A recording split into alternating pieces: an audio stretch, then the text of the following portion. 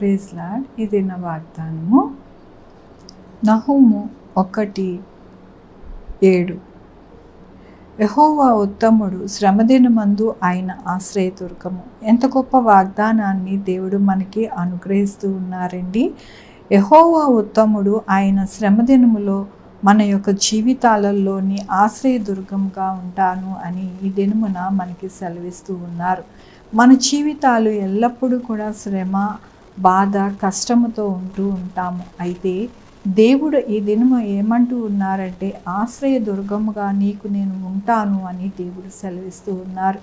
దేవుని యొక్క వాక్యములోని, దేవుని వల్ల మేము సూరకార్యములు జరిగించదము, మా శత్రువులను అణగద్రొక్కువాడు ఆయనే. ఎందుకని మన యొక్క జీవితాలలో ఆయన ఆశ్రయదుర్గముగా ఉంటారు అంటే, దేవుని వలన మనము శూరకార్యములు అనేది మన యొక్క జీవితాలలో జరుగుతాయి. అలాగనే మన యొక్క జీవితాలలో శత్రువును అణగద్రొక్కువాడు ఆయనే. అందుకోసమనే మన శ్రమదినములో మనము బాధతో, కష్టముతో కృంగిపోకుండా ఆయన వైపు, ఆయన ఆశ్రయములోకి మనము వెళితే కనుక మన జీవితాలు సంతోషమయముగా, ఆనందమయముగా ఆయన కృపలో మనము ఉంటామని దేవుడు సెలవిస్తూ ఉన్నారు.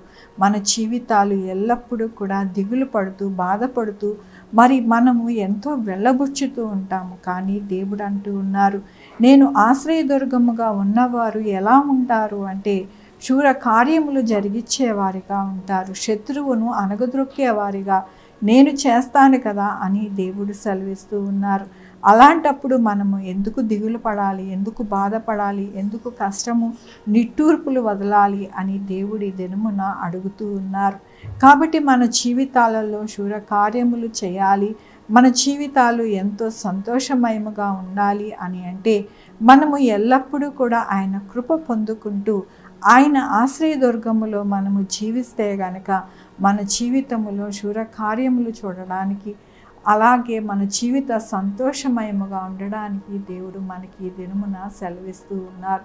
మన జీవితాలు అలాగ నింపుకోవాలి, అలాగ ఆనందభరితముగా ఉంచుకోవాలి అని ఈ దినమున మనల్ని ఎంతగానో బలపరుస్తూ ఉన్నారు. మనల్ని ఎంతగానో ఆయన కృపలో నడిపిస్తూ ఉన్నందుకు దేవుడికి వందనాలు చెల్లిస్తూ ఉన్నారు. ఈ దినమున పుట్టినరోజు, పెళ్లి రోజు, అనేక శుభదినములు చేసుకుంటున్న వారందరికీ కూడా నిండారుగా శుభాకాంక్షలు తెలియజేస్తూ ఉన్నానండి. మీ జీవితంలో ఆయన కృప, ఆయన బహుమానము, ఆయన దీవెన మీకు కలుగునుగాక. ప్రార్థించుకుందామండి. యెహోవా దేవా, నా తండ్రి, నా ప్రభా, మీ కృపా కనికరస్తాను బట్టి నీకు వందనాలు, స్తుతులు, స్తోత్రం చెల్లించుకుంటున్నాను. గొప్ప దేవుడుగా మీరున్నారు నా ప్రభా. అవును నాయన, మీరు ఉంటే, మీరు ఆశ్రయిస్తే మిమ్మల్ని దూర కార్యములు జరిగించేవారిగా మేము ఉంటామని నా ప్రభా, మరొక్కసారి మీ యొక్క కృపని అనుగ్రహించినందుకు మీ వందనాలు. అలాగే నాయన, నా తండ్రి, ఈ దినము నా పుట్టినరోజు, పెళ్లి రోజు, అనేక శుభదినములు చేసుకుంటున్న వారందరినీ దీవించండి, ఆశీర్వదించండి, మీ కృపలో భద్రపరచండి, ప్రతి అవసరత తీర్చండి నా ప్రభా.